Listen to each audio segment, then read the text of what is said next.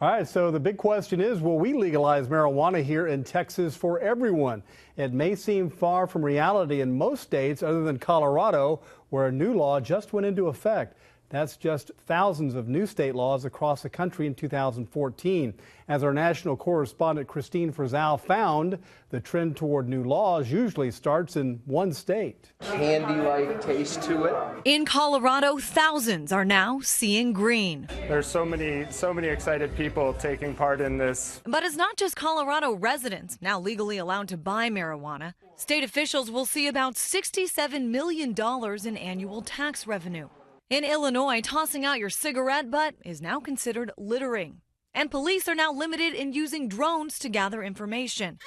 In Oregon, moms are now allowed to take their placentas home with them from the hospital.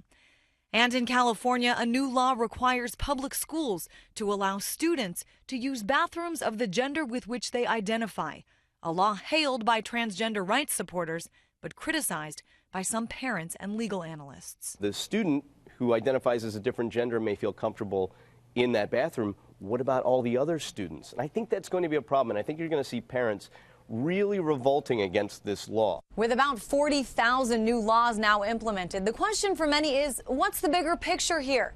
And how far must officials go to legislate, well, everything? Ilya Shapiro is a senior fellow of constitutional studies at the Cato Institute and says for the most part, the government that passes the fewest laws usually governs best. But I think it's a good thing that states are reasserting their sovereignty and they are the proper place, the proper level of government that should be looking after most things. The best recent example of states taking their own direction on a national issue is gay marriage. 18 states plus Washington, D.C. now approve of gay marriage.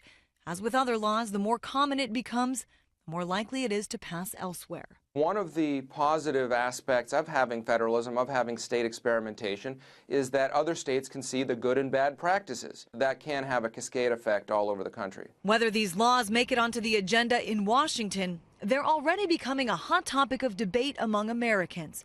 Oftentimes a first step to change that makes it onto the books. Kristine Frazao, Fox 4.